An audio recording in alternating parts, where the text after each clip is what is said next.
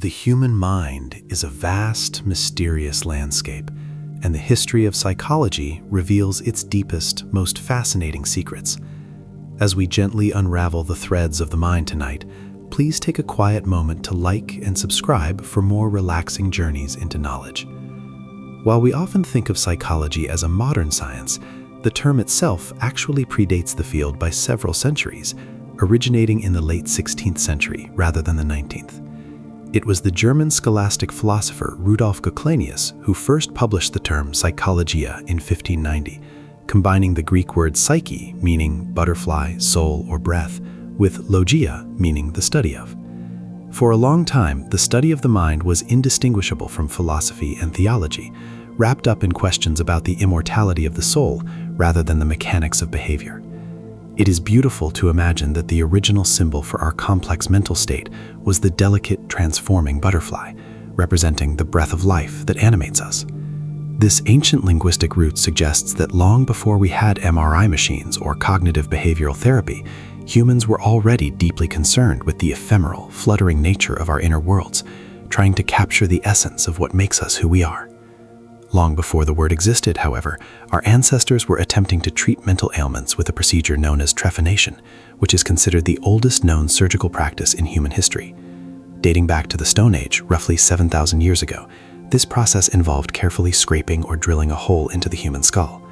While this sounds intense to our modern sensibilities, evidence suggests it was done with surprising care, as many skulls show signs of healing, indicating the patient survived and lived for years afterward. The intent was likely to release what they perceived as evil spirits or trapped demons causing headaches, hallucinations, or behavioral changes. It represents humanity's very first attempt to physically intervene in the function of the brain to alter the mind, a primitive precursor to neurosurgery that acknowledges, however crudely, that the head is the fortress of our mental state. Moving from the Stone Age to the sands of ancient Egypt, we find one of the earliest medical documents in existence, the Ebers Thymhyrus, which offers a fascinating glimpse into how the ancients viewed depression and dementia.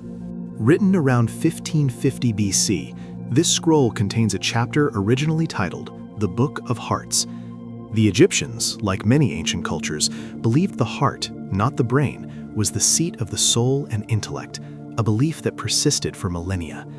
They described mental illness as a physical obstruction of the heart's vessels, suggesting that conditions we now recognize as depression were treated with a mix of magic spells and surprisingly advanced pharmacological remedies. It is intriguing to consider how often you have used phrases like heartbroken or follow your heart, unaware that these common expressions are linguistic fossils from a time when we genuinely believed our thoughts pumped through our veins. As centuries passed and the focus slowly shifted from the heart to the head, a pseudoscience emerged in the 19th century that would captivate the Victorian world: phrenology. Developed by the German physician Franz Joseph Gall, phrenology proposed that the brain was made of 27 distinct organs, each responsible for a personality trait like benevolence, destructiveness, or amorousness. Gall believed that if you possessed a strong trait, that specific area of your brain would grow larger, pushing against the skull and creating a bump. Phrenologists would run their fingertips over a person's head, reading the terrain of the skull like a map to determine their character. While we now know that personality cannot be read through bumps on the head, this strange practice was actually a crucial stepping stone because it popularized the correct idea of localization of function, the concept that different parts of the brain do indeed handle different tasks. I wonder, if you were to map your own personality, which traits do you think would be the most prominent in the landscape of your mind? The theory of brain localization moved from speculation to stark reality on a fateful afternoon in 1848 with the accidental case of Phineas Gage, perhaps the most famous patient in the history of psychology. Gage was a railroad construction foreman in Vermont who was packing explosives into a rock when a spark ignited the powder, blasting a 13-pound iron rod straight through his left cheek and out the top of his skull. Miraculously, Gage did not die. In fact, he stood up and spoke shortly after the accident. However, the man who survived was not the man who had arrived at work that morning. Once responsible, polite, and hard-working, Gage became impulsive, irreverent, and unable to plan for the future. His physician, John Martin Harlow, noted that the balance between his intellectual faculties and his animal propensities had been destroyed. This tragic event provided the first undeniable evidence that the frontal lobes are the seat of our personality, judgment, and emotional control, forever changing how we understand the physical basis of who we are. While Gage was an accidental subject, the formal scientific study of the mind began in a deliberate, quiet room in Leipzig, Germany, in 1879. This is the year Wilhelm Wundt established the very first laboratory dedicated exclusively to cytological research, marking the official birth of psychology as a distinct science separate from philosophy. Wundt was interested in the structure of the mind and used a method called introspection, where trained observers would carefully analyze their own conscious experiences in response to stimuli, such as the ticking of a metronome. He wanted to break down thoughts into their most basic elements, much like a chemist breaks down compounds into atoms. Wundt's lab attracted students from all over the world, who then carried this new science of the mind back to their home countries. It is soothing to picture that quiet room in Leipzig, the metronome clicking rhythmically, as humanity began the systematic process of looking inward to measure the speed of thought itself. Across the ocean in America, a different perspective was taking shape under the brilliant mind of William James, often called the father of American psychology. Unlike Wundt, who looked at the structures of the mind, James was influenced by Charles Darwin and focused on functionalism, the study of why the mind does what it does and how it helps us adapt to our environment. James spent 12 years writing his magnum opus, The Principles of Psychology, a 1,200-page text that is still widely read today. He gave us the beautiful metaphor of the stream of consciousness, describing a mind not as a series of chopped-up blocks or distinct elements, but as a continuous flowing river of thoughts, sensations, and feelings that never truly stops. This idea of a flowing mind is particularly comforting at night. It reminds us that our thoughts are meant to drift and pass, just like water moving downstream, eventually leading us into the ocean of sleep. How does it feel to imagine your current thoughts as a gentle river, simply passing by without needing to be caught or held? While James looked at the conscious river, an Austrian neurologist named Sigmund Freud began to dive into the dark, submerged depths of the unconscious. The true origin of his psychoanalysis can be traced to the case of Anna O., a pseudonym for a patient named Bertha Pappenheim. She suffered from hysteria, manifesting as paralysis and hallucinations with no physical cause. Her doctor, Joseph Breuer, a mentor to Freud, discovered that when she spoke about her past traumas and emotional burdens during hypnotic states, her symptoms would fade away. She famously called this the talking cure, or chimney sweeping. Freud took this observation and built an entire theory around it, suggesting that repressed memories and unexpressed emotions act like pressurized steam. This validated the simple, powerful human need to be heard. The idea that simply speaking our truth in a safe space can heal the body and the mind is now the bedrock of modern therapy. As the 20th century dawned, the pendulum swung away from the mysterious unconscious and toward the strictly observable, leading to the rise of behaviorism and the controversial Little Albert experiment. In 1920, John B. Watson and Rosalie Rayner sought to prove that emotional reactions could be conditioned in humans just as they were in Pavlov's dogs. They took a calm 9-month-old baby known as Albert B. and presented him with a white rat, which he initially liked. However, every time Albert reached for the rat, Watson would strike a steel bar with a hammer, creating a terrifyingly loud clang. After just 7 pairings, Albert became terrified of the rat without the noise. More fascinating and unsettling was that his fear generalized to other fuzzy white objects, including a rabbit, a dog, and even a Santa Claus mask. This demonstrated that fears and phobias are often learned behaviors rather than innate instincts, raising profound questions about what shaped our own fears. Do you have a specific memory from childhood that you feel still influences how you react to things today?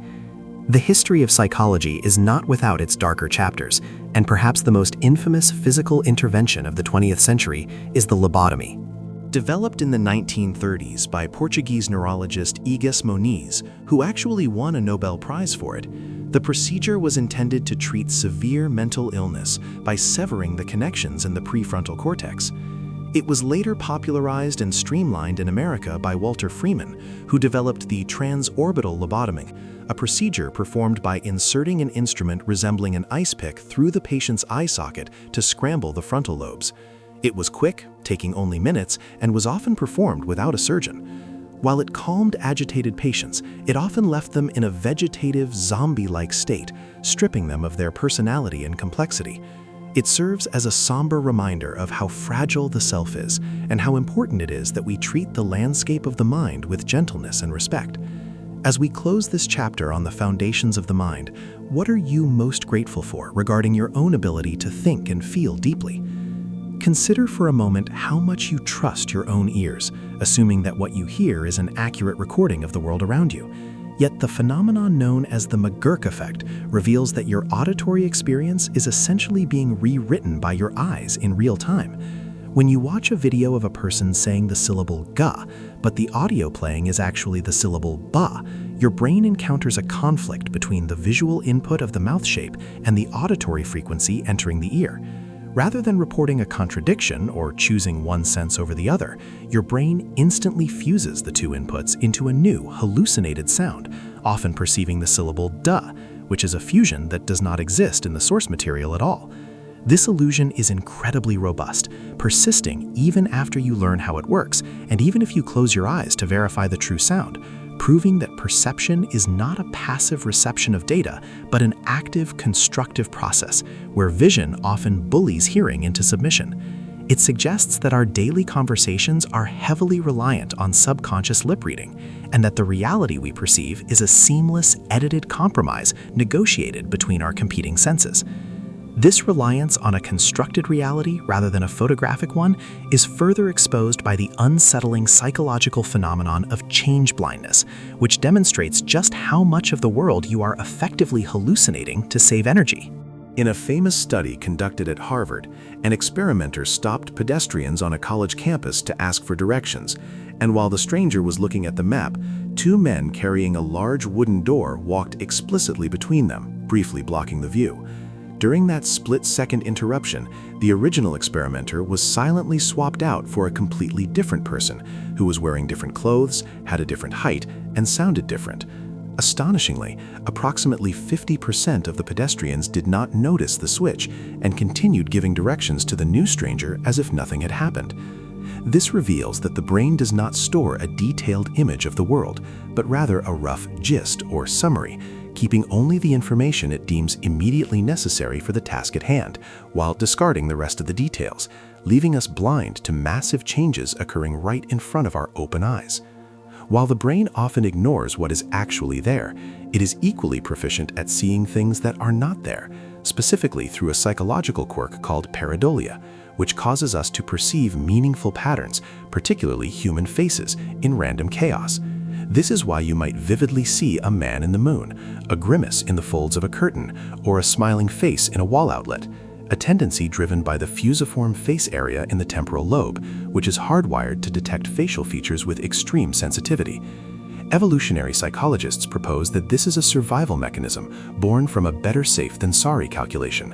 For our ancestors, mistaking a shadow for a predator was a low-cost error, essentially a false alarm. But failing to recognize a predator hiding in the bushes was a fatal error.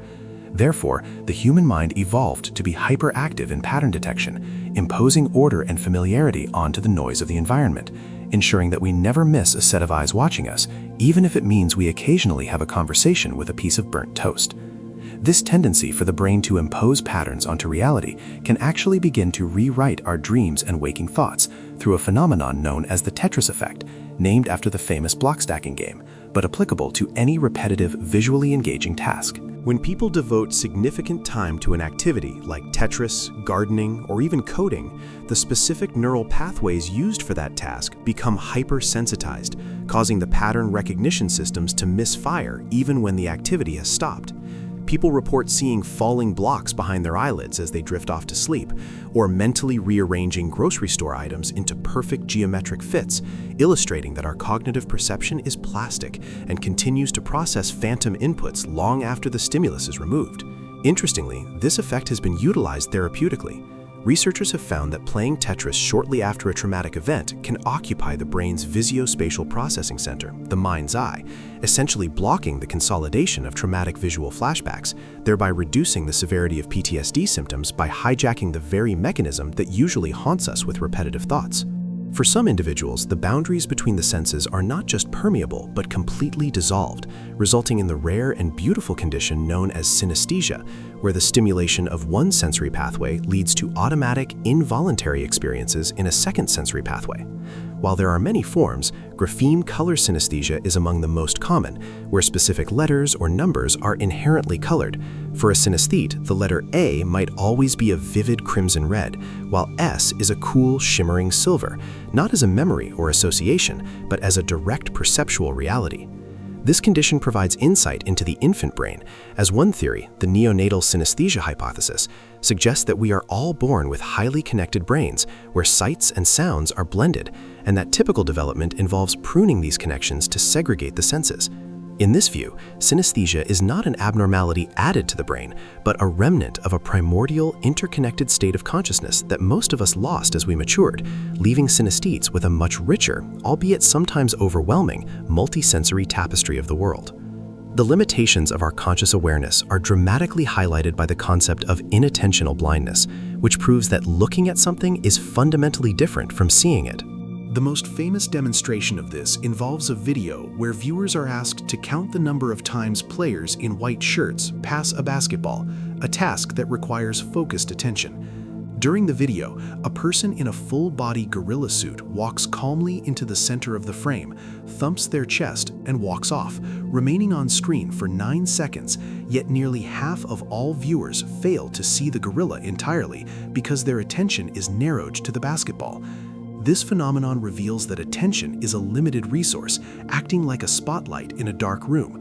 Whatever falls outside the beam of focus is effectively invisible to the conscious mind, regardless of how conspicuous it might seem. It serves as a humbling reminder that we do not experience a complete picture of reality, but rather a highly filtered version where only the data we are actively seeking is allowed to pass through the gate of awareness.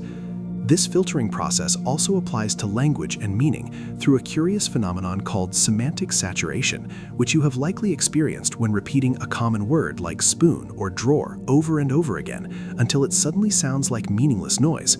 This occurs because the neural pathways responsible for connecting the sound of the word to its meaning become temporarily fatigued and undergo reactive inhibition, essentially stopping the firing process to conserve energy. The brain registers the acoustic pattern of the word, but disconnects it from the semantic concept it represents, leaving you with the raw, strange sensation of the sound itself, stripped of its definition. This psychological quirk unmasks the arbitrary nature of language, revealing that words are merely agreed-upon sounds that we attach meaning to, and that the glue holding sound and sense together is surprisingly fragile, capable of dissolving with just a few seconds of mindless repetition. Our perception of our own physical bodies is just as fragile and malleable as our perception of language, as demonstrated by the Pinocchio illusion, a bizarre hallucination of body schema.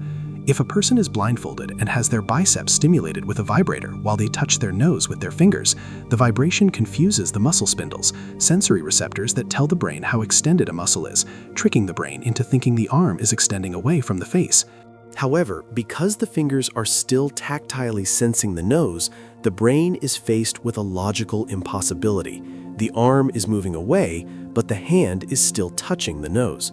To resolve this sensory conflict, the brain seamlessly updates its internal map of the body and creates the vivid physical sensation that the nose is growing longer and longer to maintain contact with the moving hand. This illusion proves that our sense of body ownership and shape is not a fixed biological fact, but a continuous, real-time construction that the brain can radically alter to make sense of conflicting sensory data. The brain's heavy reliance on expectation over raw data is further illustrated by the Thatcher effect, a visual phenomenon where it becomes difficult to detect grotesque changes in a face when it is viewed upside down. In this illusion, named after former Prime Minister Margaret Thatcher, a photo of a face is inverted, but the eyes and mouth are kept right side up. When viewing the upside-down image, the face looks completely normal, perhaps slightly odd, but generally acceptable. However, when the image is flipped to its upright position, the horror is revealed. The eyes and mouth are inverted relative to the face, creating a terrifying, monstrous distortion that was previously invisible. This happens because we have specific cognitive modules for processing upright faces holistically, but when a face is inverted, we switch to processing individual features piecemeal. Since the eyes and mouth look correct individually, the brain misses the disturbed relationship between them, blinding us to the bizarre reality until the world is right side up again. Finally, consider the strange fluidity of time perception known as chronostasis, or the stopped clock illusion, which you may have noticed when glancing quickly at a ticking analog clock. For a split second, the second hand seems to freeze in place for longer than a second before resuming its normal rhythm. This occurs because during the rapid eye movement known as a saccade, your visual input becomes a blur that the brain finds useless, so it effectively suppresses your vision for that fraction of a second to prevent motion sickness. To fill the gap in your conscious timeline, the brain takes the first clear image it sees after the eye lands, the image of the clock face, and backdates it, pasting it over the period of darkness that just occurred. Essentially, you are seeing the stationary clock hand for the duration of the look plus the duration of the eye movement, causing the brain to stretch its perception of time backward, proving that the now you experience is actually a slightly delayed and edited broadcast. Consider the fascinating and somewhat humbling discovery made by a German psychologist named Hermann Ebbinghaus concerning the fragility of human memory. In the late 19th century, Ebbinghaus dedicated himself to the study of how the mind retains information, using himself as the primary subject. He spent countless hours memorizing lists of nonsense syllables, sounds that had no pre-existing meaning or associations, to test raw memory capacity. What he discovered is now known as the forgetting curve, a graph that plots the exponential decay of retention over time. He found that within just 24 hours of learning something new, the average human brain forgets approximately 70% of that information if no effort is made to review it. The curve is steepest immediately after learning, suggesting that memory is not a permanent storage bin, but rather a leaking bucket. However, Ebbinghaus also discovered the antidote, which is the spacing effect. He found that if you review the material at spaced intervals, waiting until you are just about to forget it before engaging with it again, the rate of decay slows down significantly.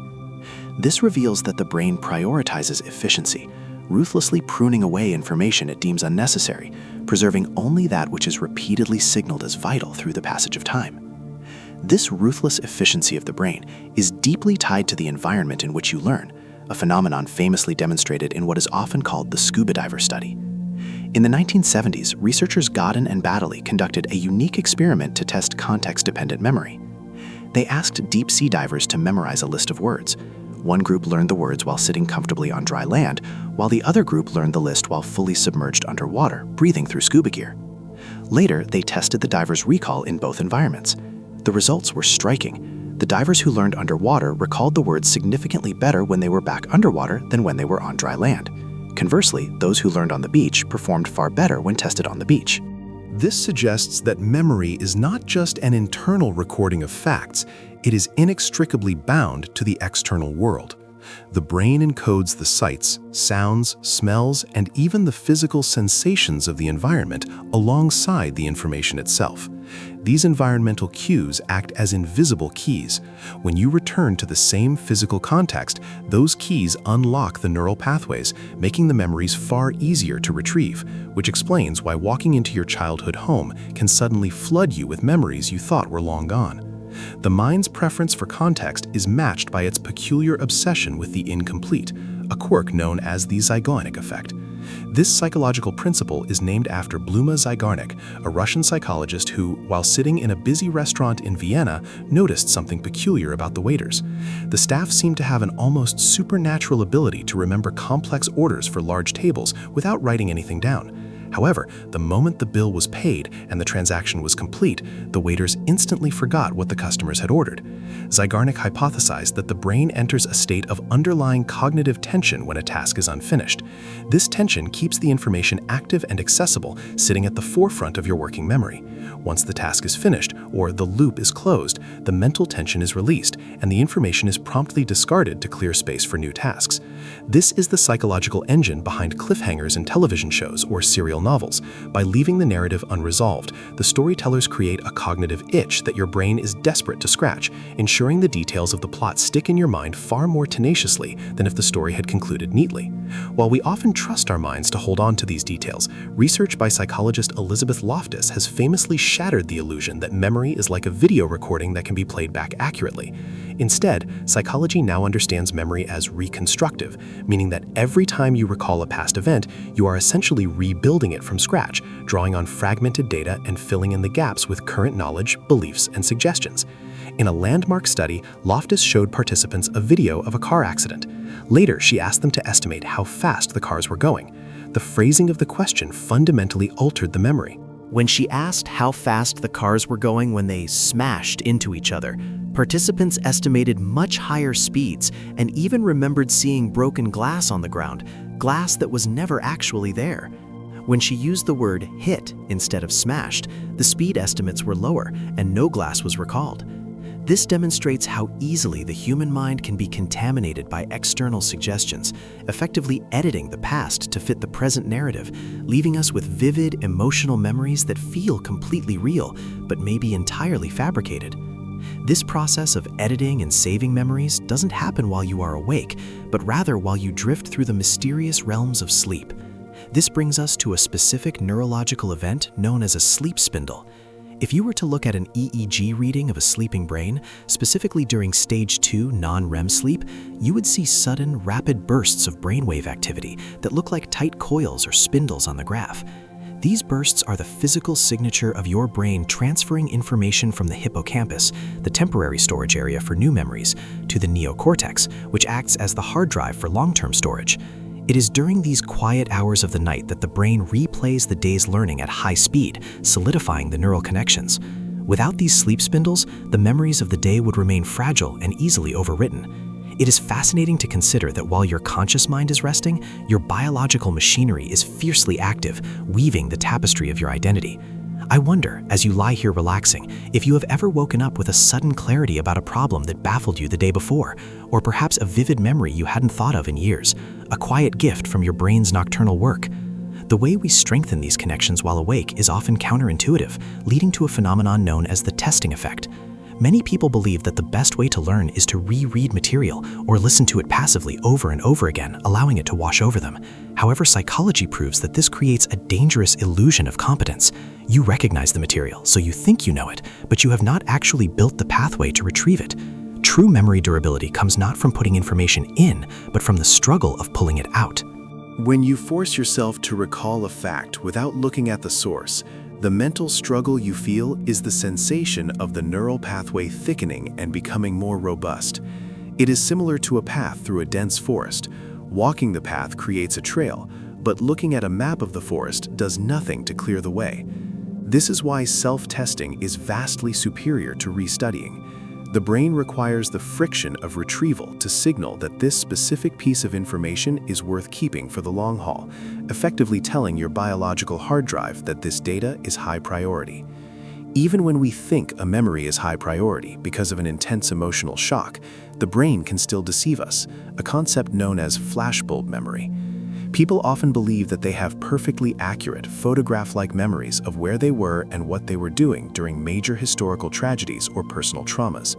The term suggests that the mind takes a picture with a flash, illuminating every detail forever.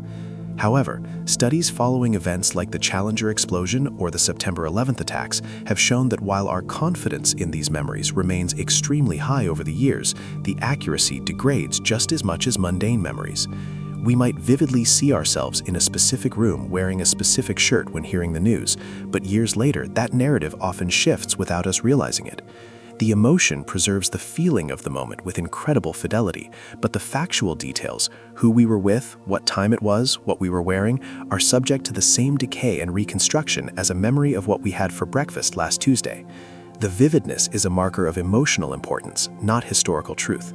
To combat this natural decay of facts, ancient orators developed a technique that is still the most powerful memory tool known to psychology, the method of loci, or the memory palace. This technique exploits the fact that the human brain evolved primarily to navigate physical space, not to memorize abstract text. Our ancestors needed to remember where the safe caves were, where the berry bushes grew, and where the predators hunted. Consequently, our spatial memory is vast and durable.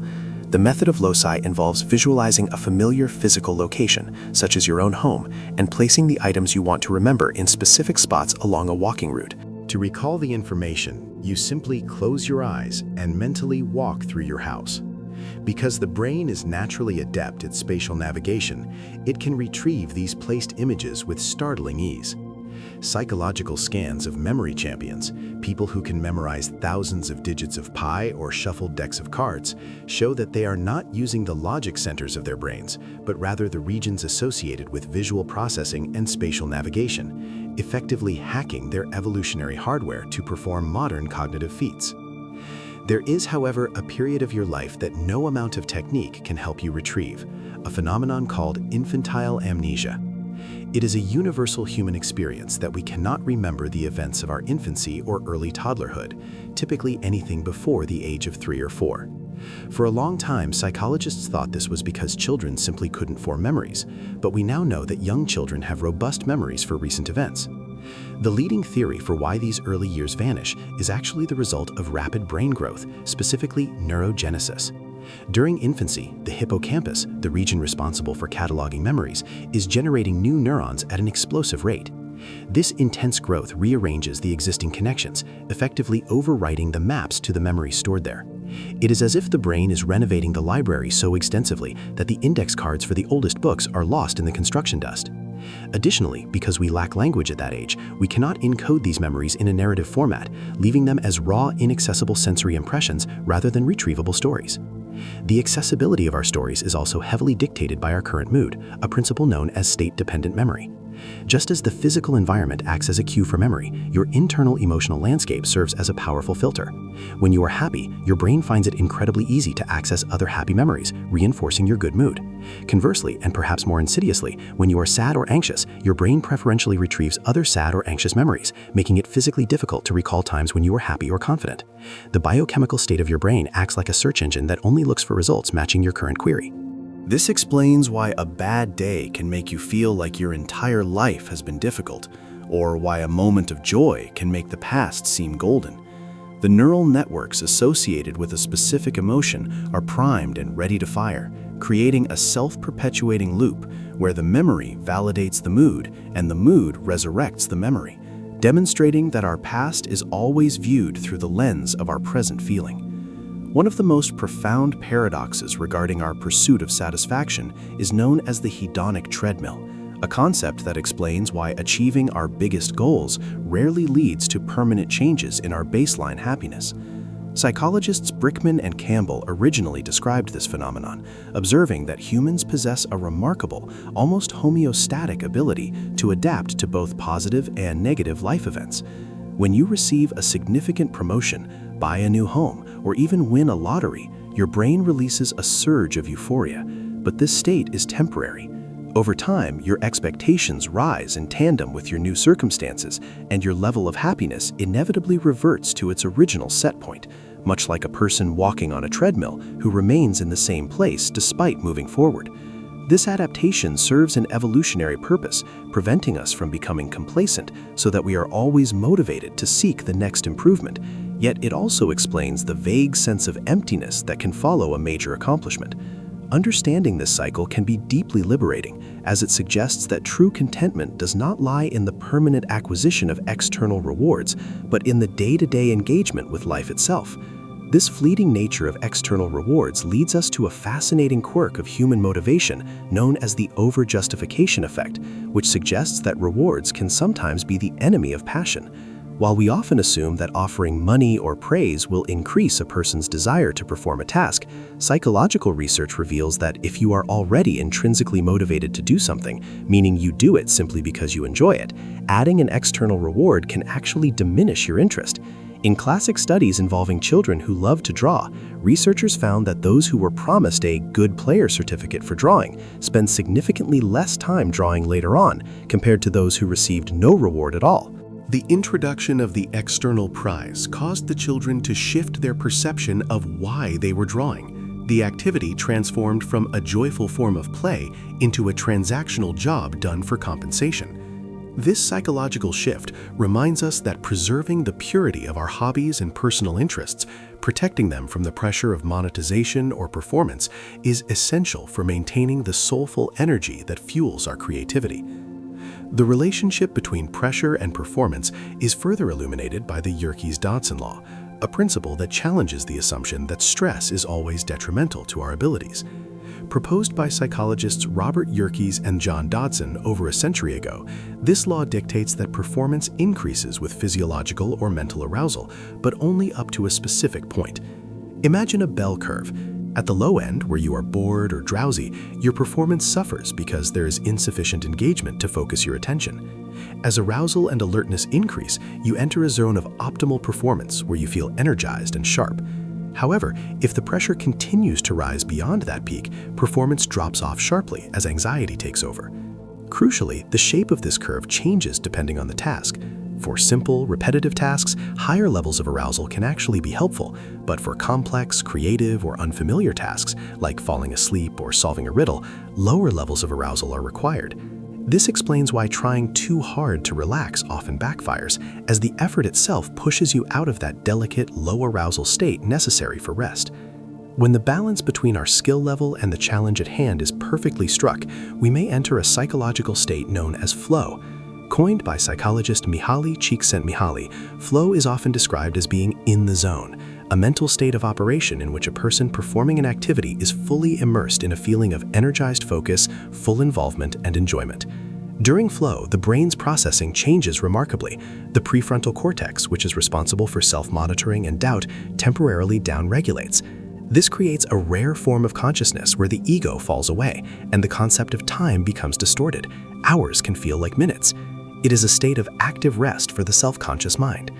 Unlike relaxation, which is passive, flow is active, yet it is deeply restorative because it unifies our thoughts and intentions, removing the psychic entropy and internal conflict that usually drains our mental energy. It suggests that the happiest moments in our lives are often not when we are doing nothing, but when we are fully absorbed in a voluntary effort to accomplish something difficult and worthwhile.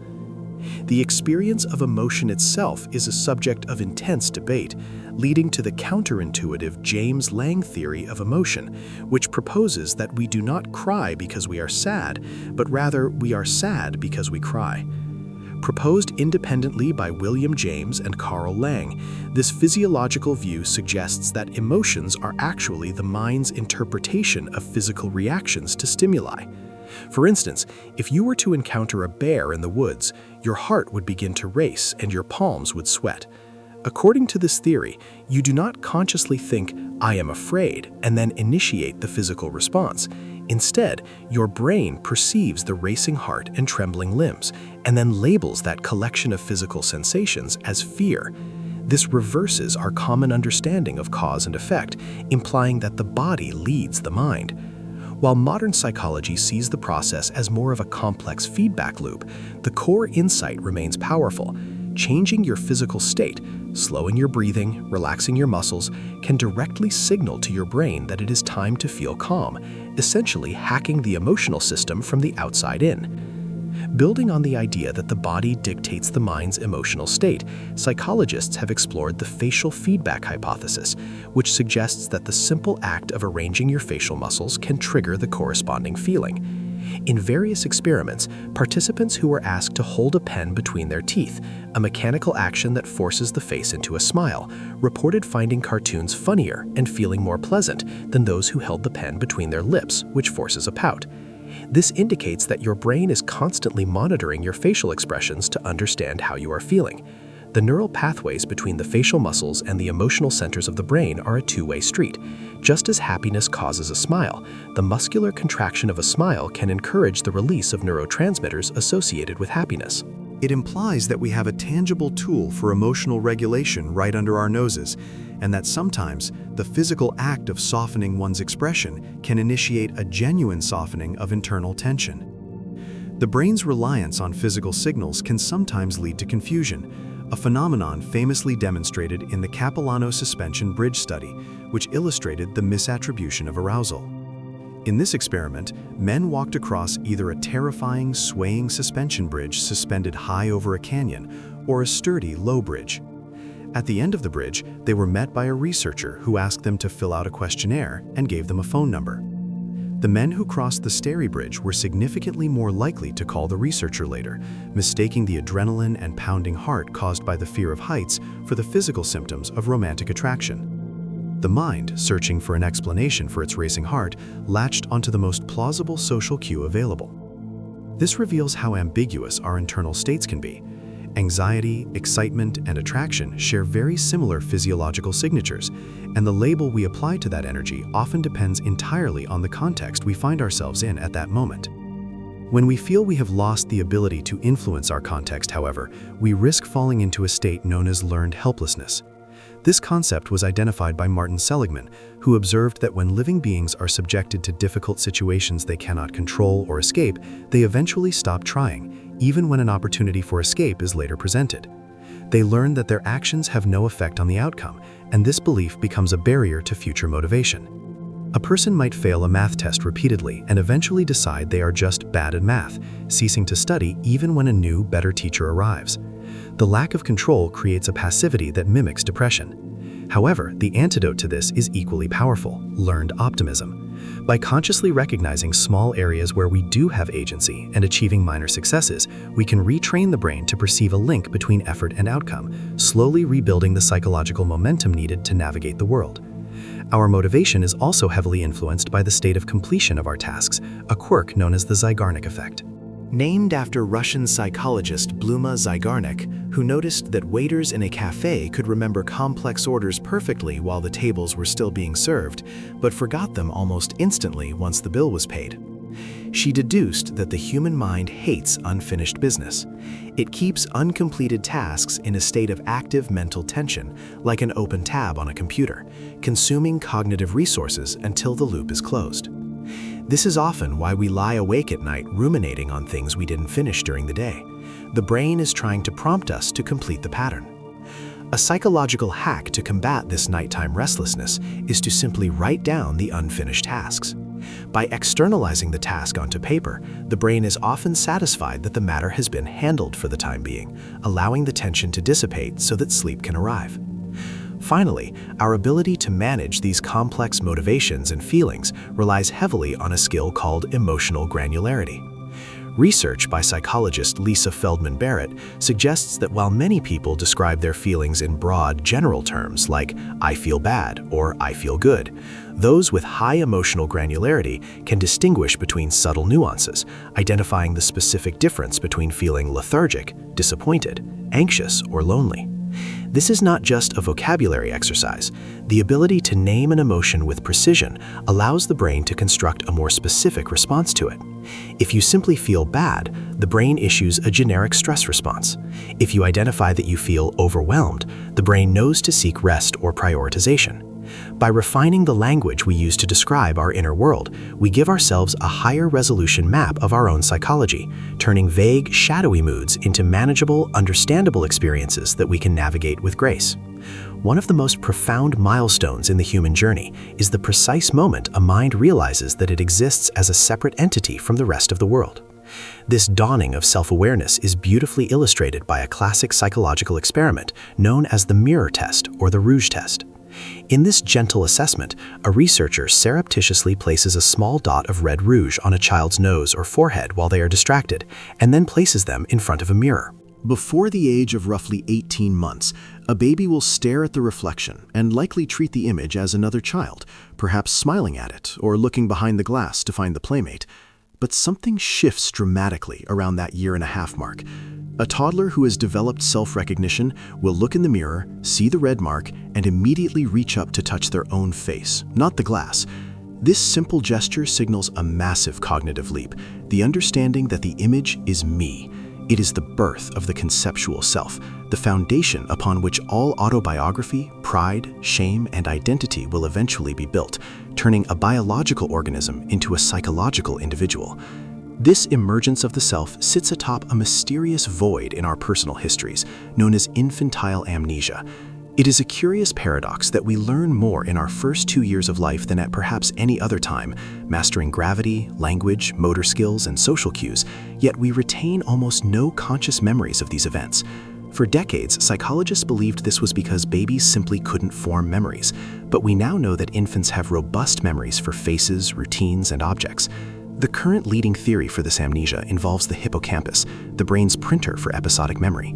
In infancy, the brain is generating new neurons at such a rapid, ferocious pace, a process called neurogenesis, that the frantic construction of new brain architecture essentially scrambles the storage of older files. The brain is prioritizing the hardware upgrade over the data storage. It is rewriting its own circuits so quickly to accommodate new skills that the specific autobiographical details of being a 1-year-old are overwritten, sacrificed to build the complex mind that will serve you for the rest of your life. As the brain settles into its architecture, another fascinating process called perceptual narrowing begins to shape how we hear the world. When a human is born, they are what researchers call a universal listener. A 6-month-old baby can distinguish between every phonetic sound used in every language on Earth, hearing subtle differences in Hindi or Mandarin that an adult English speaker might be completely deaf to.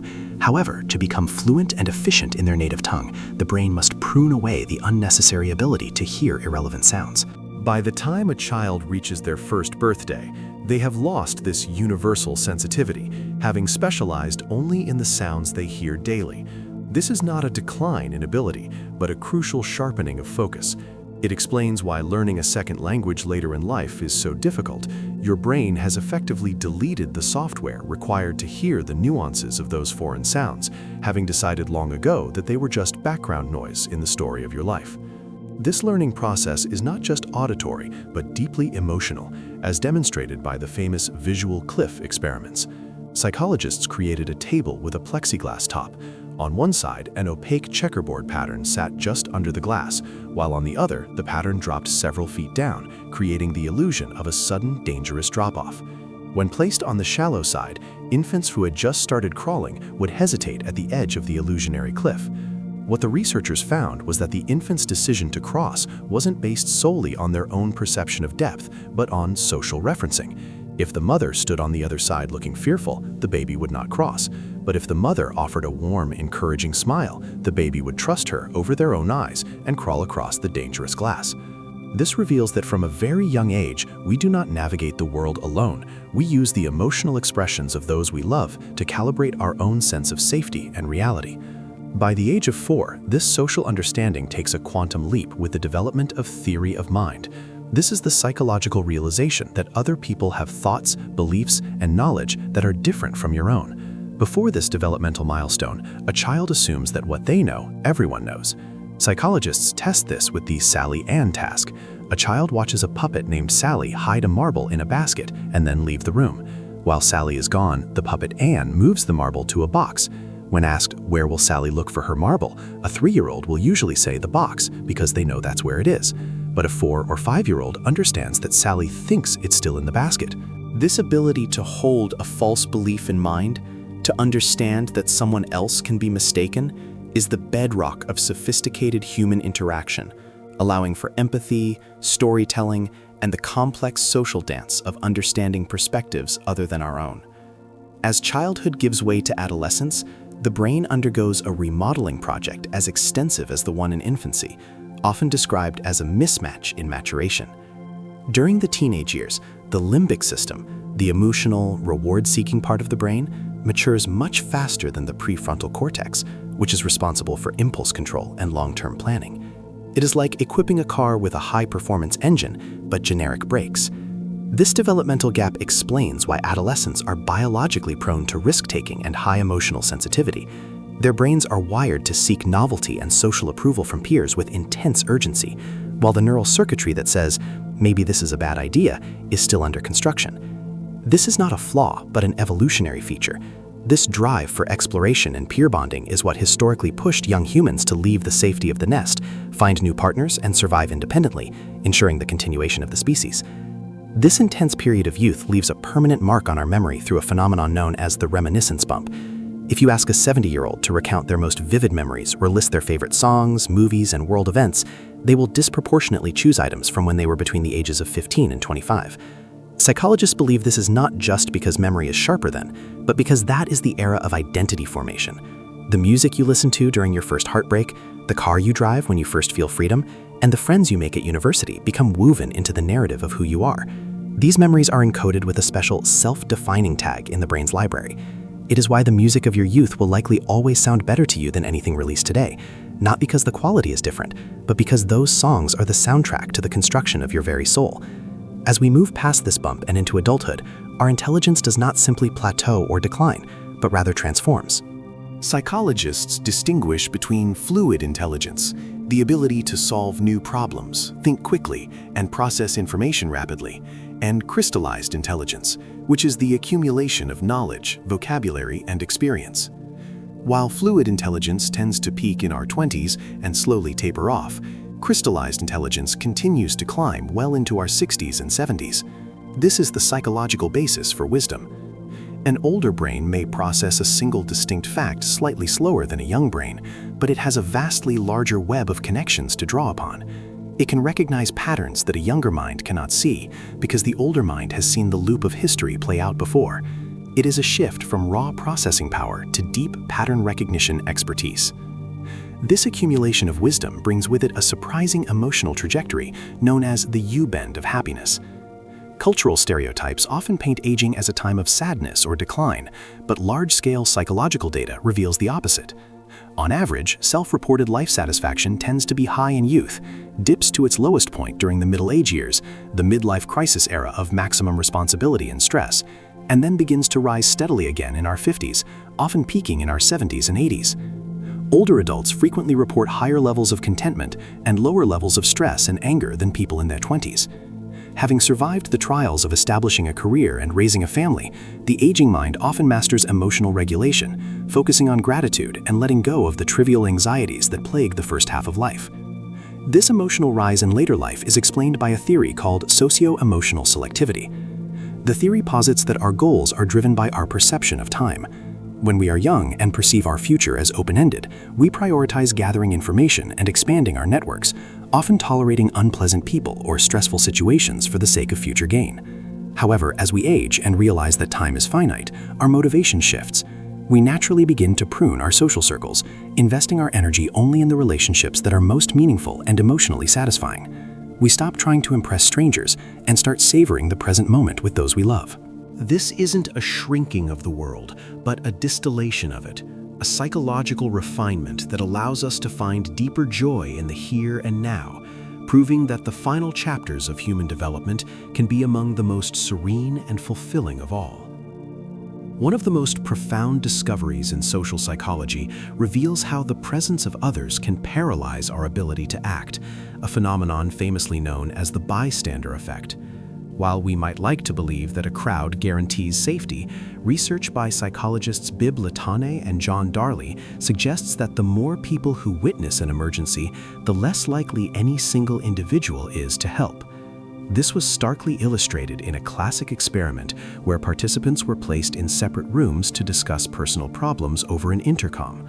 When one participant, actually a recorded voice, faked a seizure and called out for help, those who believed they were the only listener rushed to assist 85% of the time. However, when participants believed 4 other people were also listening, that helping rate plummeted to just 31%.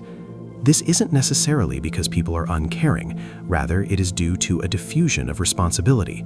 In a crowd, the pressure to act is shared among everyone, making each person feel less individually accountable. We look to others to define the situation, and if everyone else appears calm, we assume there is no emergency, leading to a state of pluralistic ignorance, where an entire group can watch a disaster unfold without lifting a finger.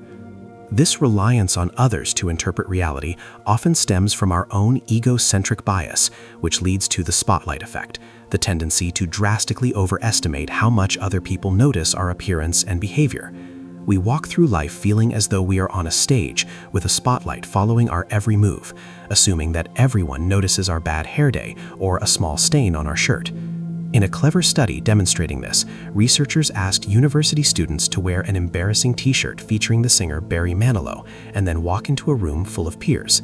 The students wearing the shirts were convinced that at least half of the room would notice their fashion faux pas.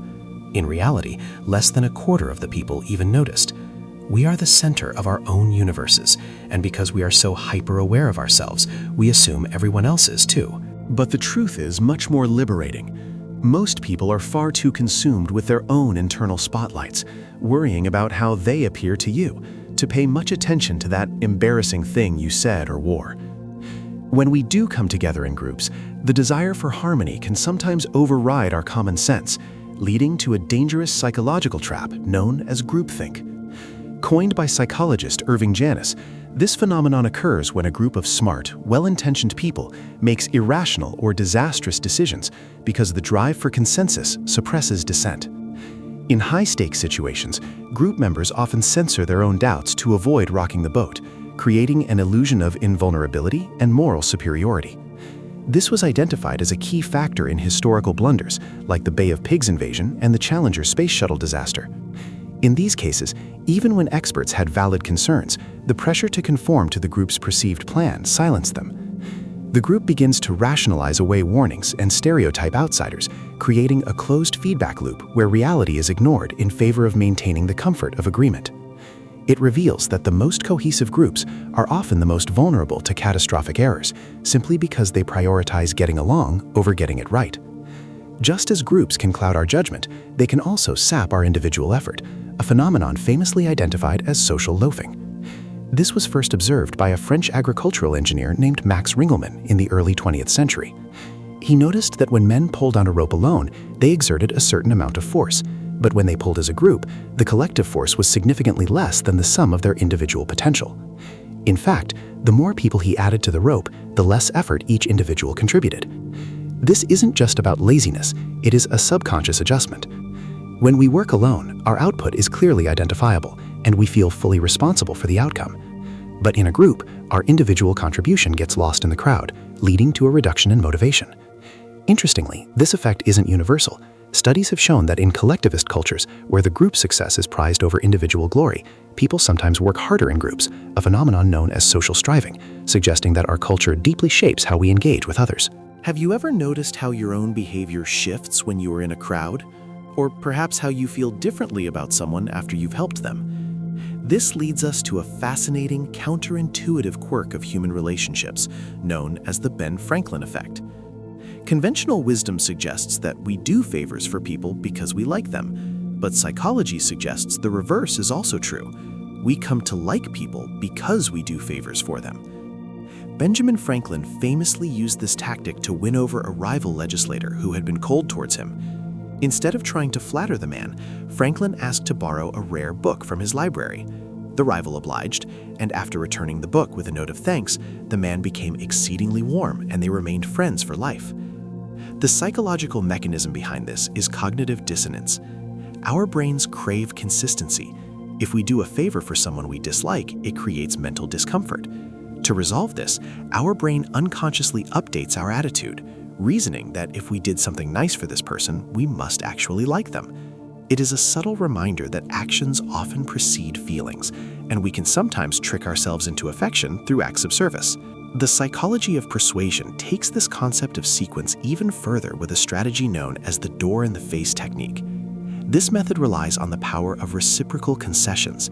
If someone wants you to agree to a reasonable request, they might first ask for something completely outrageous, knowing you will say no.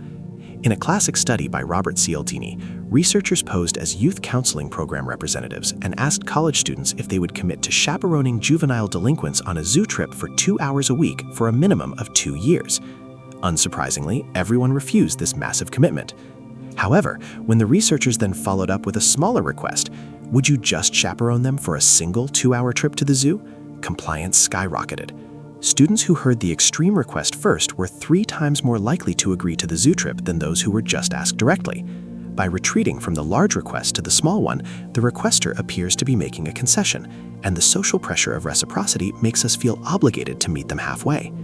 Conversely, there is the foot-in-the-door technique, which operates on the principle of consistency rather than reciprocity. This strategy suggests that agreeing to a tiny, insignificant request increases the likelihood that you will agree to a much larger one later.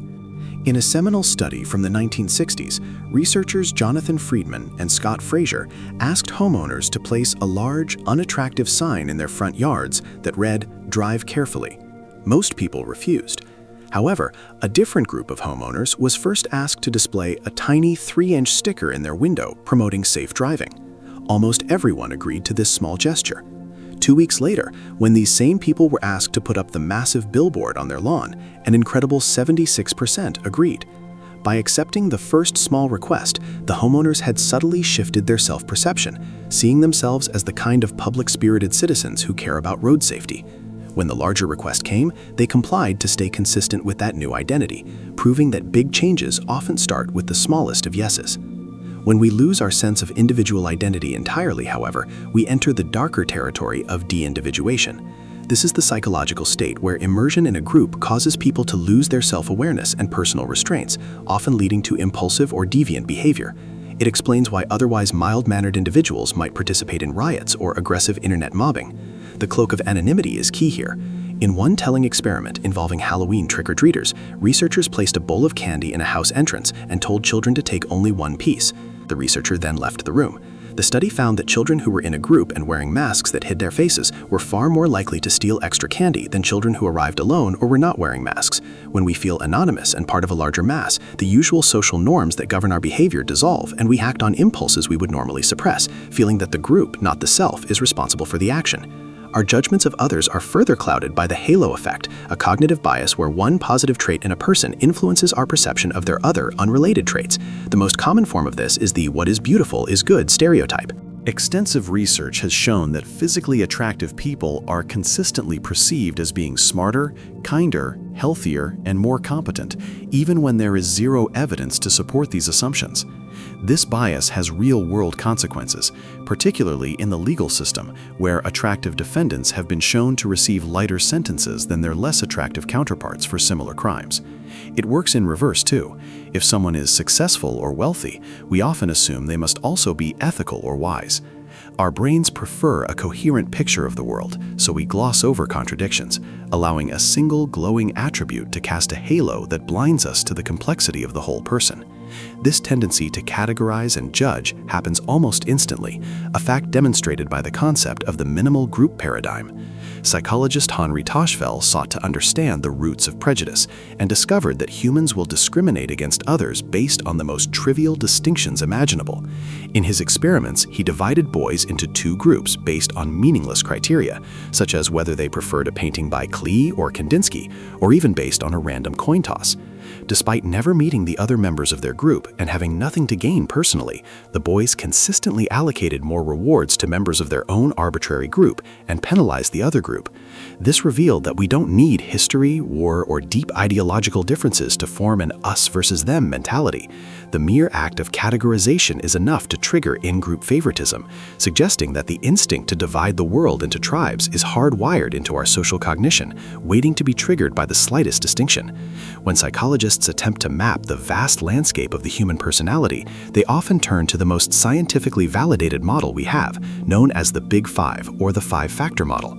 Unlike the rigid categories you might find in popular online quizzes, the Big Five views your personality as a unique constellation of traits along a spectrum, often remembered by the acronym OCEAN: openness, conscientiousness, extroversion, agreeableness, and neuroticism. What is truly fascinating, however, is not just where you fall on these scales today, but how predictable your movement along them is over time. While we tend to think of our personalities as fixed identities, research demonstrates a phenomenon known as the maturity principle. As people age, regardless of culture or background, there is a universal trend toward becoming more conscientious and more agreeable, while levels of neuroticism, our tendency toward emotional instability, tend to steadily decline. It seems that the very business of living, of taking on relationships, careers, and responsibilities, slowly sculpts the brain into a more stable and cooperative configuration, meaning that from a psychological perspective, you are literally not the same person at 50 that you were at 20. This desire to categorize who we are is so strong that the human mind is easily tricked into accepting vague, generic descriptions as deeply personal insights, a psychological phenomenon known as the Barnum effect. This effect was famously demonstrated in 1948 by psychologist Bertram Forer, who gave a personality test to his students and then handed each of them a unique-looking analysis of their results. The students were amazed at the accuracy, with most rating the profile as a perfect 5 out of 5 match for their specific character. In reality, Forer had given every single student the exact same paragraph, filled with statements like, "You have a great need for other people to like and admire you," and "You have a tendency to be critical of yourself." This reveals a cognitive bias where we attribute high accuracy to descriptions of our personality that are supposedly tailored specifically to us, but are in fact vague and general enough to apply to a wide range of people. It is this psychological loophole that explains the enduring popularity of horoscopes and fortune-telling, as our brains are wired to actively search for connections that validate our sense of self, ignoring the parts that don't fit while clinging to the parts that do. While the Barnum effect shows how easily we can be misled about our nature, the biological roots of our personality are surprisingly concrete, particularly when it comes to the spectrum of introversion and extroversion. This distinction is not merely a preference for parties versus libraries, it is fundamentally about the baseline level of cortical arousal in your brain. According to the theory proposed by Hans Eysenck, introverts naturally have a higher resting level of electrical activity in the cerebral cortex. Because their internal world is already highly stimulated, they tend to shrink away from loud, chaotic environments to avoid becoming overwhelmed or over-aroused. Extroverts, conversely, have a lower baseline of cortical arousal, leaving them with a kind of hunger for stimulation, which drives them to seek out social interaction, adventure, and novelty to wake up their cortex. You can even see this physiological difference in how you react to simple substances. There is a classic experiment where drops of lemon juice are placed on the tongues of participants. Introverts, due to their higher sensory reactivity, tend to produce significantly more saliva in response to the sour taste than extroverts do, proving that personality is written deep in our biology. Beyond the standard traits that help us navigate society, psychologists have also identified a cluster of personality features known as the dark triad, which delves into the more shadowy aspects of human behavior. This triad consists of 3 distinct but related traits: narcissism, characterized by grandiosity and a lack of empathy; Machiavellianism, which involves strategic manipulation of others for personal gain; and psychopathy, defined by high impulsivity and low anxiety or remorse. While these sound like descriptions of movie villains, they exist on a continuum in the general population. Evolutionary psychologists have suggested that these traits, while socially destructive in the long term, may have persisted in the human gene pool because they offered a fast life history strategy. In ancestral environments, individuals with these traits might have secured resources or mates quickly through deception or aggression before moving on. Interestingly, researchers are now proposing a dark tetrad, adding a 4th dimension called sadism, the enjoyment of cruelty, suggesting that the darker corners of the human personality are just as complex and multifaceted as the lighter ones. The environment in which these traits develop is often the family unit, leading to the long-standing fascination with birth order theory. First proposed by Alfred Adler, a contemporary of Freud, the idea suggests that your position in the family lineup fundamentally shapes your psychology. The theory posits that firstborns, who initially enjoy their parents' undivided attention, only to have it dethroned by a sibling, tend to become conservative, conscientious, and achievement-oriented, often acting as surrogate parents. Laterborns, needing to carve out a unique niche in a family ecosystem that is already occupied by a capable older sibling, often develop traits of agreeableness, rebellion, or openness to new experiences. While modern data on birth order is mixed and suggests the effects are subtler than once thought, the family niche model remains a powerful way to look at personality. It suggests we are all biological strategists from a young age, unconsciously developing a personality style that maximizes our access to parental resources and attention within the specific political climate of our childhood home. For some individuals, the political climate of the home and the world at large feels much more intense due to a trait known as sensory processing sensitivity. People with this trait are often labeled as highly sensitive persons, or HSPs. This is not a disorder, nor is it simply another word for shyness. It is a distinct neurological profile found in about 20% of the population, and interestingly, in over 100 other animal species. The brains of highly sensitive people process information more deeply than average. MRI studies have shown that when HSPs view images of others' emotional states, they have increased activation in the insula and the mirror neuron system, areas associated with empathy and awareness. This deep processing means they notice subtleties others miss, a flicker of annoyance in a friend's eye, a faint hum of a refrigerator, or the texture of a fabric.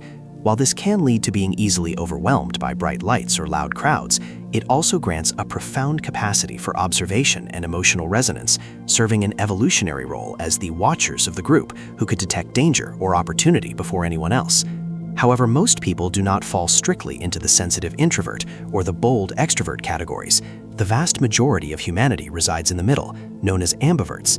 This middle ground is not just a compromise, it may actually be the psychological ideal. Research led by psychologist Adam Grant challenged the long-held assumption that extroverts are the best salespeople and leaders. When looking at sales revenue, the data revealed an inverted U-shaped curve. Extreme introverts struggled because they were too reserved, and extreme extroverts struggled because they often failed to listen or overwhelmed their customers. The highest performers were the ambiverts. Their psychological flexibility allows them to slide along the spectrum as needed, knowing when to speak up and demonstrate enthusiasm, and knowing when to fall silent and listen deeply. This suggests that personality is not just about what traits you have, but about your adaptive range, the ability to tune your behavior to the frequency of the room you are in. Thinking about how we define these traits brings us to the lexical hypothesis, a foundational idea in personality psychology, which proposes that if a personality trait is important to a society, it will eventually become embedded in its language. In the 1930s, psychologists Gordon Allport and Henry Odbert undertook the monumental task of combing through Webster's New International Dictionary. They painstakingly extracted every single word that could describe a human being, resulting in a staggering list of nearly 18,000 terms. This linguistic archaeology was the raw material that later researchers used to distill the human personality down. By analyzing which words tended to cluster together, for example, if you describe someone as talkative, you are also likely to describe them as sociable.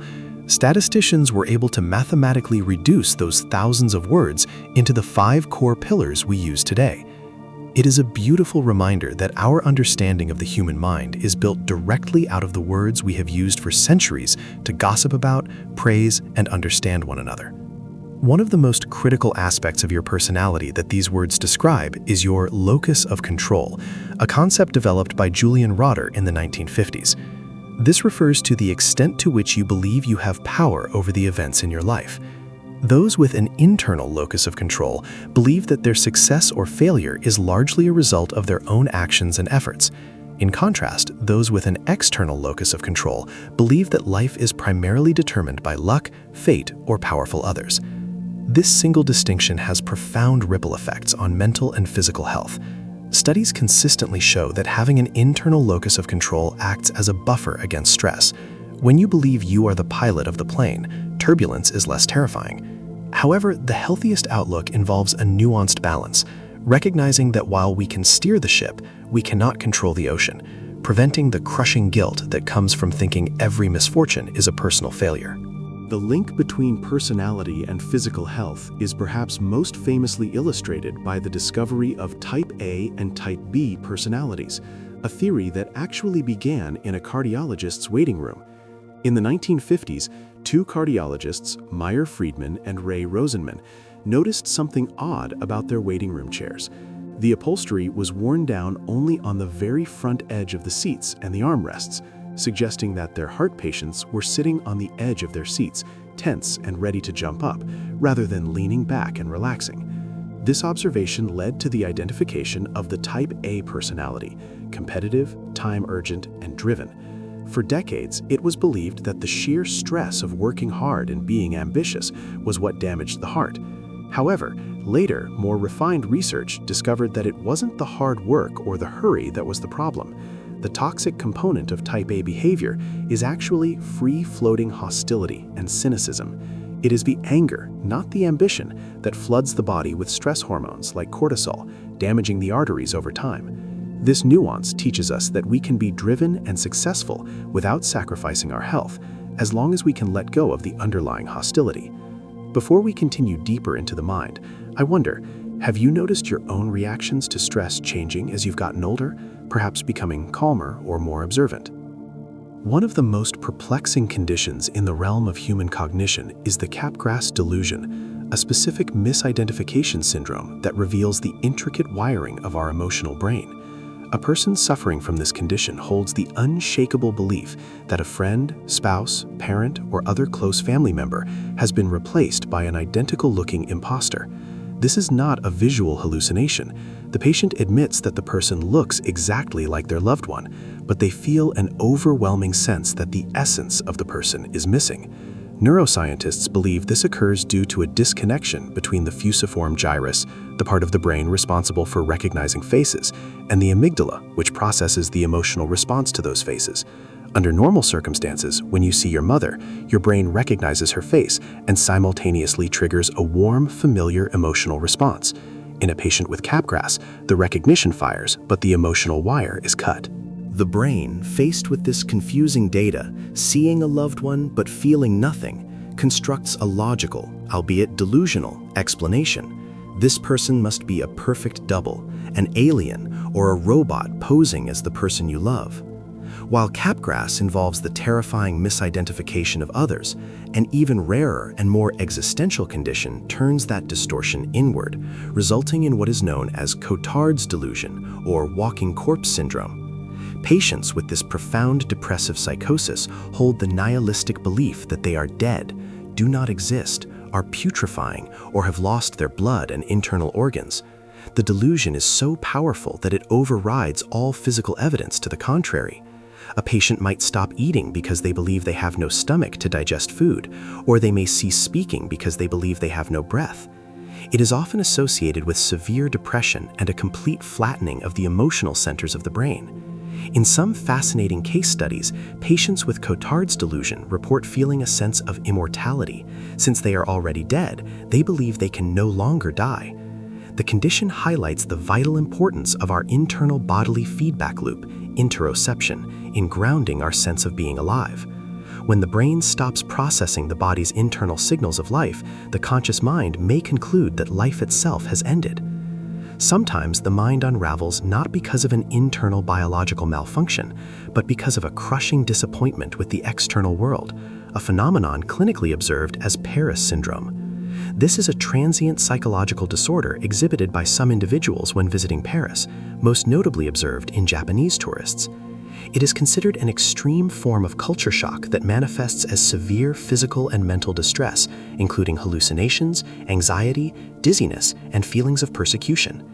The condition arises from the collision between the idealized, romantic image of Paris created by movies and magazines, a city of high fashion, polite society, and picture-perfect streets, and the reality of a bustling, sometimes gritty, modern metropolis with language barriers and cultural differences.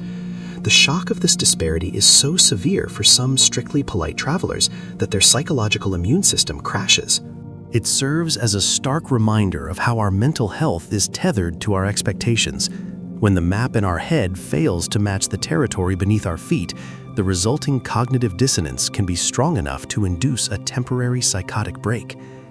The power of the mind to alter physical reality is perhaps most visibly and inexplicably demonstrated in the physiological anomalies found in dissociative identity disorder, formerly known as multiple personality disorder. While the condition is defined by the presence of two or more distinct personality states, or alters, the most amazing aspect is that these alters often possess different biological profiles. Research has documented cases where one personality has 20/20 vision, while another requires thick prescription glasses to see. In the same body, one identity might be severely allergic to citrus or animals, reacting with hives and wheezing, while another identity can eat oranges or pet a cat with absolutely no immune response. There have even been recordings of different brainwave patterns and blood pressure readings, depending on which alter is in control. This phenomenon suggests that the mind-body connection is far more literal and immediate than traditional medicine often assumes, proving that a shift in psychological state can instantly rewrite the body's physiological rulebook. Delusions often mirror the technology and culture of the era, leading to a thoroughly modern condition known as the Truman Show delusion. Named after the 1998 film, this is a persecutory delusion where the sufferer believes their entire life is a staged reality television show, that they are the star, and that everyone around them, friends, family, strangers, are merely actors reading from a script. While the underlying mechanism is similar to grandiose or persecutory delusions found in schizophrenia, the content is uniquely shaped by our surveillance culture. In previous centuries, people might have believed they were being watched by spirits, demons, or government spies. Today, the brain latches onto the concept of hidden cameras and live streams. Patients often describe feeling a sense of unreality about the world, interpreting casual coincidences as plot points or production errors. It raises a gentle question for us tonight. Have you ever had a fleeting moment where a coincidence felt so perfect, so scripted, that you wondered if someone was watching? It is a common fleeting thought, but for these patients, it becomes their only reality. While delusions are typically solitary experiences, psychology recognizes a fascinating and somewhat eerie phenomenon where a hallucination or delusion is transferred from one person to another, known as folie à deux, or madness of two.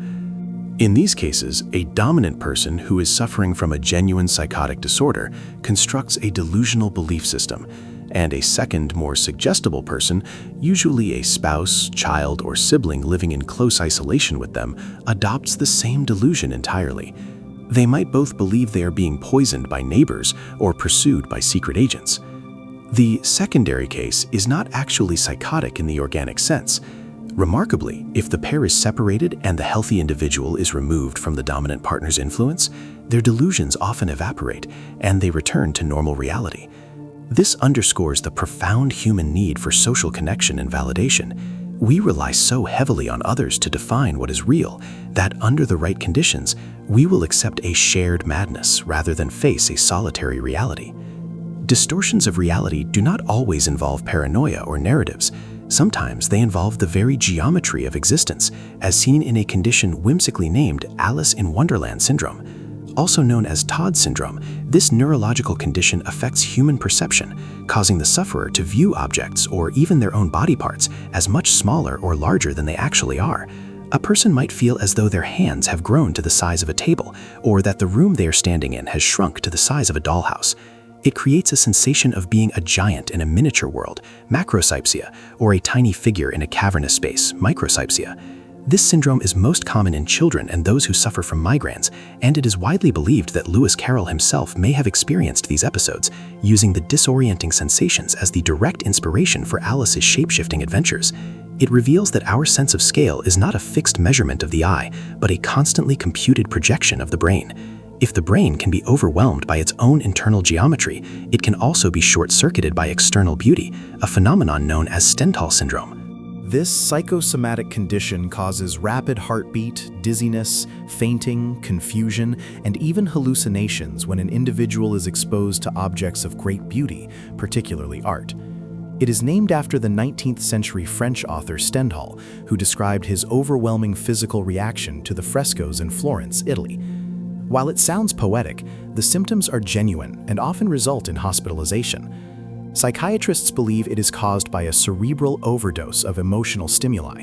The brain attempts to process the immense historical significance, the aesthetic perfection, and the emotional weight of the art all at once, leading to a systemic overload.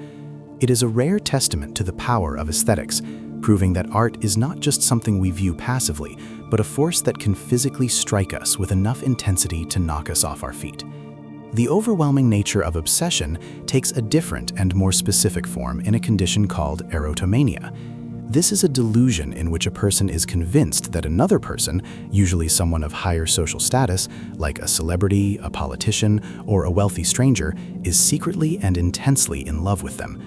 The sufferer believes this secret admirer is communicating their love through subtle clues, such as body language during television appearances, the arrangement of objects, or telepathic signals.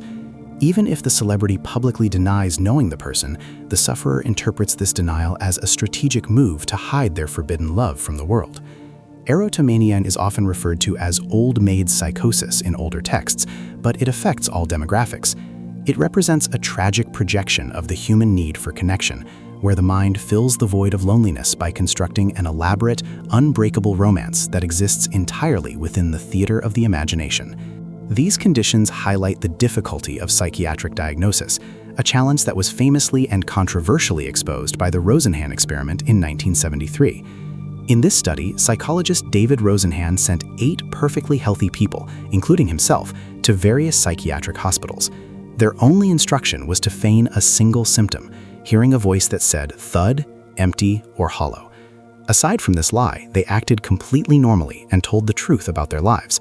All were diagnosed with schizophrenia or bipolar disorder and admitted.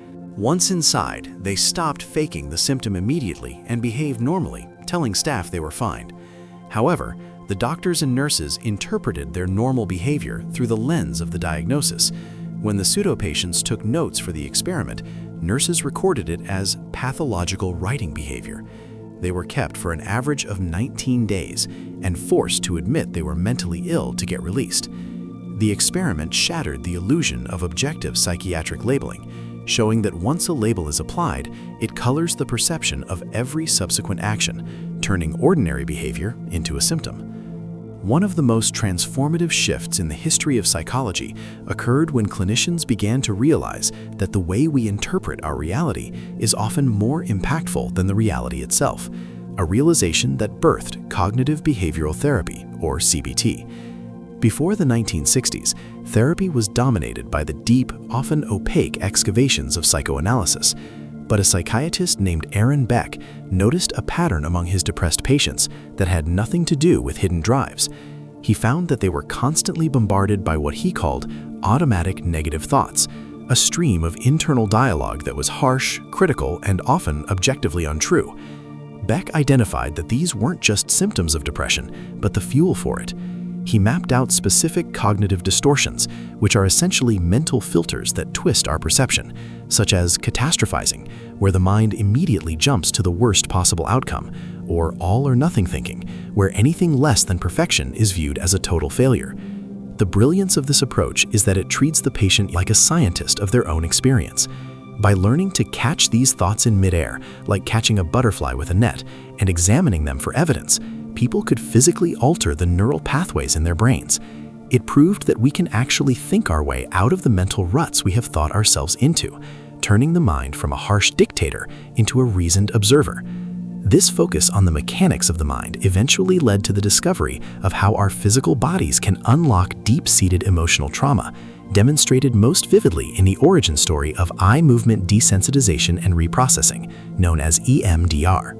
The discovery of this therapy was entirely serendipitous, occurring in 1987 when a psychologist named Francine Shapiro was taking a walk in a park to clear her head of some disturbing thoughts. She noticed that as she walked, her eyes were naturally darting back and forth rapidly, scanning the environment, and remarkably, the distress associated with her negative thoughts began to vanish.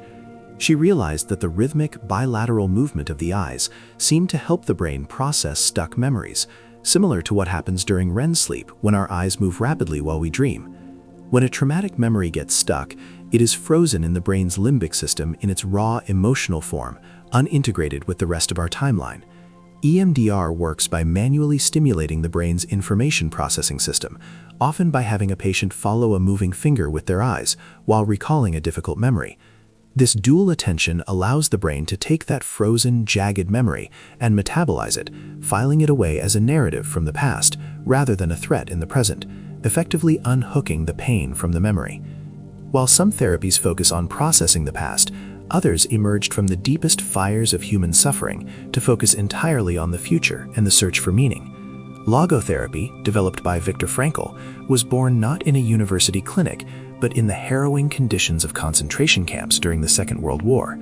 Frankl observed that the prisoners who were most likely to survive were not necessarily the physically strongest, but those who had a purpose waiting for them on the outside, a book to write, a child to see, or a task to complete. He posited that the primary drive in human life is not pleasure, as Freud suggested, or power, as Adler suggested, but meaning. One of the most fascinating techniques in this approach is called paradoxical intention. Frankl noticed that anxiety is often sustained by the fear of the anxiety itself, a feedback loop he called anticipatory anxiety. If you are afraid of stuttering, you become anxious, which makes you stutter. To break this, Frankl would encourage patients to try to do the very thing they feared, to try as hard as they could to stutter, or to try to be as nervous as possible.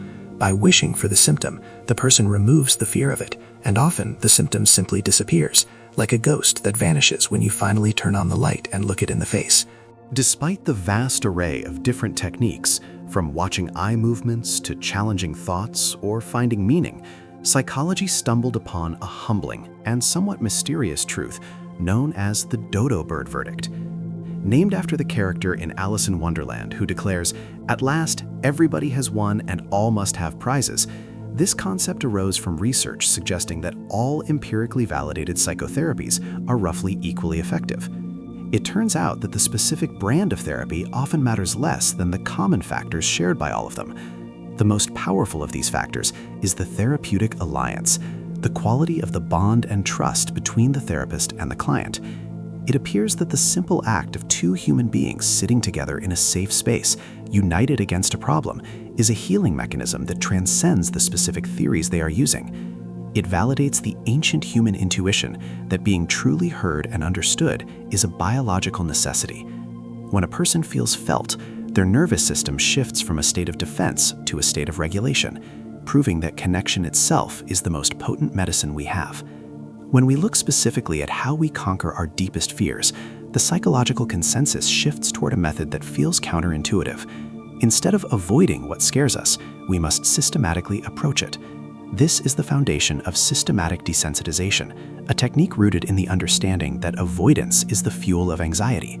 When we avoid something we fear, we experience a temporary drop in anxiety, which reinforces the avoidance, making the fear stronger next time. To dismantle this, psychologists use a fear hierarchy. Imagine someone terrified of spiders. They don't start by holding a tarantula. They might start by simply thinking about a spider while practicing deep relaxation techniques.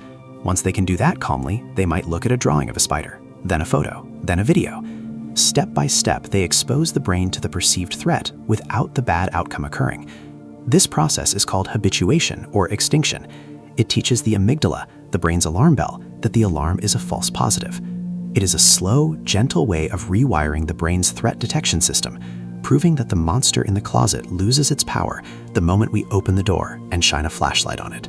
Moving from the scientific to the experiential, Gestalt therapy introduced a theatrical and emotionally vivid way to resolve internal conflict, most famously through the empty chair technique.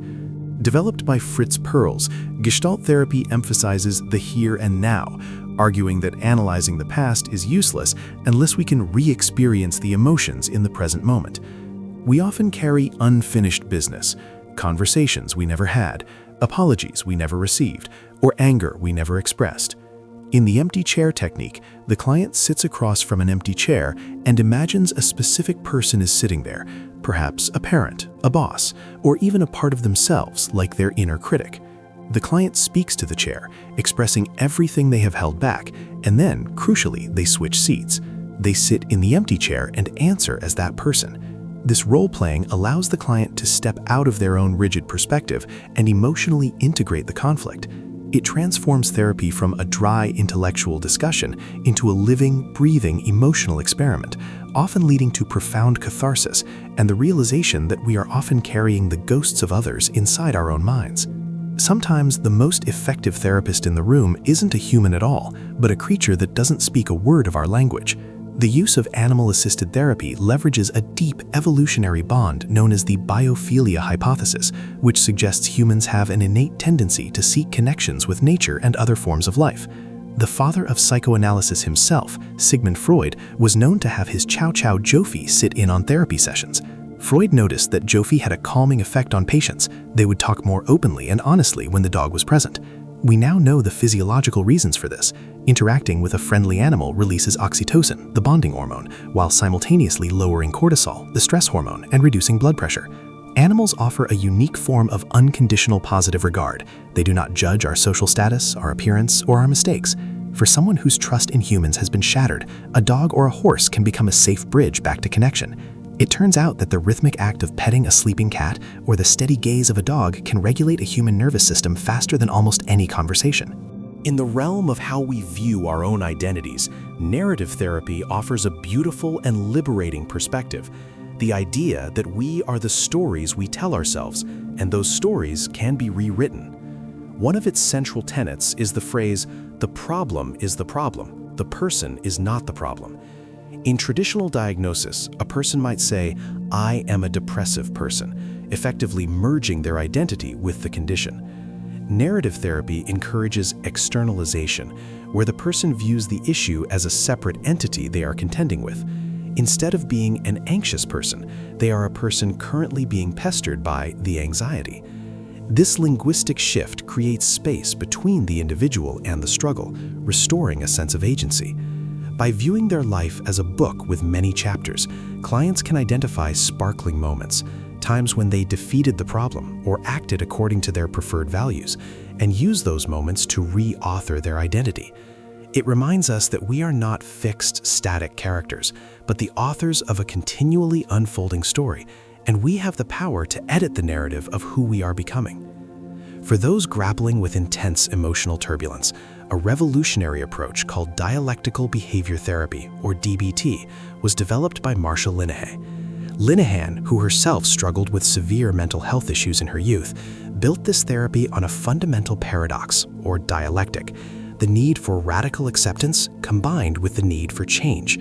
In traditional therapy, pushing for change can feel invalidating, while focusing only on acceptance can feel like giving up.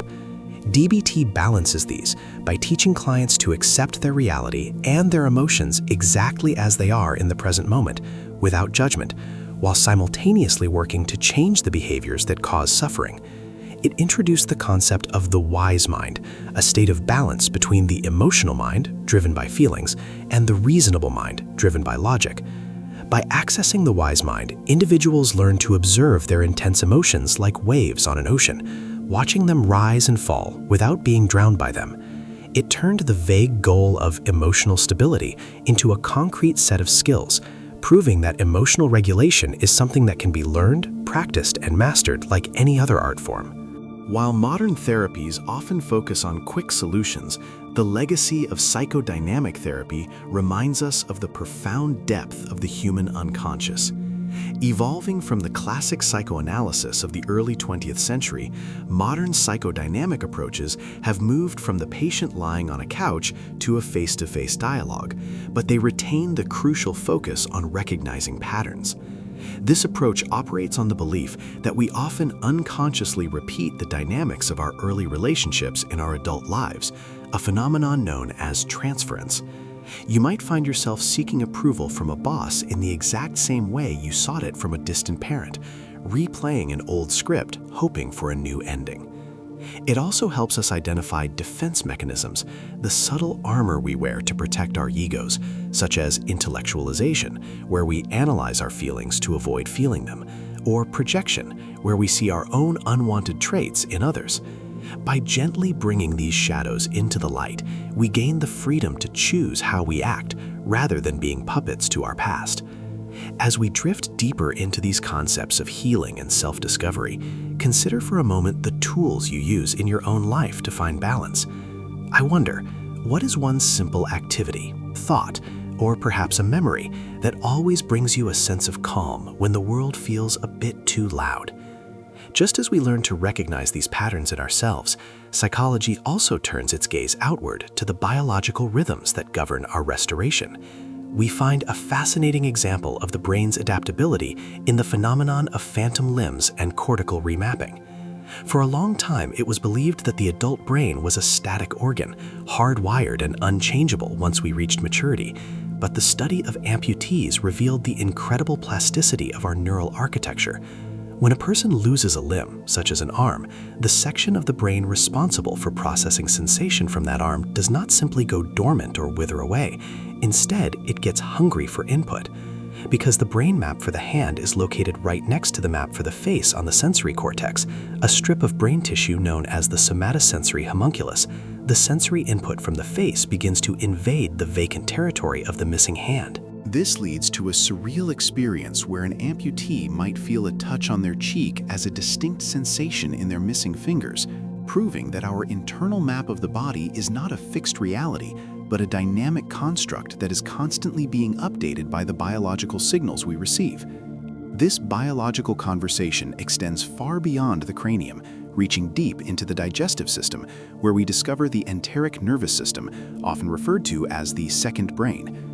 While we typically think of our thoughts and emotions as residing solely in the head, the gut contains over 100 million neurons, more than in the spinal cord or the peripheral nervous system. This complex network is capable of operating independently of the brain in our skull, but the two are in constant communication via the vagus nerve, a superhighway of information that transmits stress and anxiety directly to the stomach. What is perhaps most surprising is that approximately 95% of the body's serotonin, the crucial neurotransmitter involved in regulating mood and preventing depression, is found not in the brain but in the bowels. This biological reality completely reshapes our understanding of mental health, suggesting that the butterflies you feel in your stomach are not just a metaphor, but a literal neuronal response to your psychological state. The connection between our biology and our social behavior became even clearer with the accidental discovery of mirror neurons in the 1990s by researchers in Parma, Italy. While monitoring the brain activity of macaque monkeys, scientists noticed that specific neurons fired when a monkey grabbed a peanut, which was expected, but those same neurons also fired when the monkey merely watched a human grab a peanut. The brain did not distinguish between doing the action and seeing someone else do it. On a neural level, the experience was nearly identical. In humans, this system is thought to be far more complex and is widely believed to be the biological foundation of empathy, allowing us to literally feel another person's pain or joy as if it were our own. When you wince because you see someone else stub their toe, it is because your mirror neurons are simulating that injury in your own mind, bridging the gap between self and other, and creating the biological capacity for compassion and culture. We often experience the quirks of our biological programming in mundane ways, such as the doorway effect, a phenomenon extensively studied by psychologists at the University of Notre Dame. We have all experienced the frustration of walking into a room and instantly forgetting why we went there, a lapse often blamed on poor memory or aging. However, research suggests this is actually a sign that your brain is working correctly, organizing memories into distinct episodes separated by event boundaries. When you pass through a doorway, your brain registers the physical transition as a signal that the previous scene has ended and a new one has begun, causing it to purge the short-term working memory associated with the old room to make space for new information. This location updating effect reveals that human memory is not a continuous linear recording, but a segmented narrative heavily influenced by our physical environment and the spatial boundaries we navigate. Our memories are even more fragile when subjected to the power of suggestion, a field of study pioneered by forensic psychologists examining the reliability of eyewitness testimony. Research has repeatedly demonstrated the misinformation effect, where the wording of a question can retroactively alter a person's memory of an event. In famous experiments, participants who watched a video of a car crash were asked how fast the cars were going when they smashed into each other, and they consistently estimated higher speeds and remembered seeing broken glass, even though there was none, compared to those who were asked how fast the cars were going when they hit each other. This malleability has profound implications for the justice system, as it proves that human memory is reconstructive, not reproductive. We piece together our past based on fragments of truth and external suggestions, often unable to distinguish between what we actually saw and what we were told we saw. It is unsettling to realize our memories are not flawless video recordings, but reconstructions. I'd love to know, have you ever been absolutely certain about a memory, only to find out later that your mind had filled in the gaps with details that never happened? In the realm of decision-making, our biology often works against our logic, particularly through a phenomenon known as the paradox of choice. While we logically assume that having more options is better because it allows us to find the perfect fit for our needs, psychological studies show that an abundance of choice actually leads to anxiety, paralysis, and dissatisfaction. When faced with 20 varieties of jam at a grocery store, consumers are far less likely to buy any at all compared to when they are presented with just 6 options. This occurs because an excess of choices increases the cognitive load on our brains and escalates the opportunity costs, the fear that by choosing one item, we are missing out on a better alternative. This biological limitation forces us into a state of analysis paralysis, where the effort to make the best possible decision drains our mental energy, leaving us less happy with our final choice than if we had simply settled for good enough. For some individuals, the sensory experience of the world is radically different due to a condition called synesthesia, where the stimulation of one sensory pathway leads to automatic, involuntary experiences in a second sensory pathway. A synesthete might hear a specific musical note and instantly see a flash of the color purple, or they might taste the flavor of strawberries whenever they hear the word failure. This is not a hallucination or a metaphor, but a result of hyperconnectivity in the brain, where the usual pruning of neural connections that occurs during childhood development does not happen to the same extent. We are all born with a highly interconnected brain where senses overlap, but for most of us, these connections are trimmed away as we mature. In synesthetes, these bridges remain intact, offering a glimpse into a world where sound has texture, numbers have personalities, and the boundaries between our five senses are beautifully blurred. The power of the mind to influence the body is perhaps most starkly illustrated by the nocebo effect, the dark twin of the famous placebo effect. While the placebo effect can heal us simply through the expectation of improvement, the nocebo effect demonstrates that negative expectations can physically cause harm. If a patient is told that a medication has a side effect of nausea, a significant percentage will develop severe nausea, even if they are given a sugar pill with no active ingredients. The brain's anticipation of pain or illness triggers the release of cholecystokinin, a chemical that facilitates pain transmission, effectively turning a psychological fear into a physiological reality. In extreme historical cases, this mechanism has been linked to voodoo death, where individuals who believed they were cursed or destined to die essentially shocked their own systems into heart failure, proving that our beliefs are not just abstract thoughts, but potent biological commands. We gain our deepest insights into the divided nature of consciousness from split brain patients, individuals who have undergone a corpus callosotomy to treat severe epilepsy, severing the bridge between the left and right hemispheres. Experiments with these patients revealed that the two halves of the brain can operate with independent awareness and conflicting desires. The left hemisphere, which typically controls language, houses a mechanism known as the interpreter. If a command is flashed to the nonverbal right hemisphere telling the patient to walk, they will stand up and walk. When asked why they did so, the left hemisphere, unaware of the command, will not say, "I don't know," but will instantly fabricate a logical reason, such as, "I was going to get a soda." This chilling discovery suggests that much of what we consider to be our unified self is actually a retrospective narrative created by the left brain to make sense of actions and impulses it did not originate. Ultimately, all of these biological mechanisms and psychological phenomena converge in the sheer energetic wonder of the human brain itself.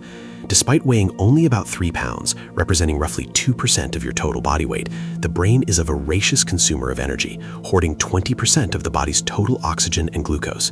It operates on approximately 20 watts of power, less than a standard light bulb, yet it is capable of processing information, generating consciousness, and storing memories in a way that the world's most powerful supercomputers still struggle to emulate.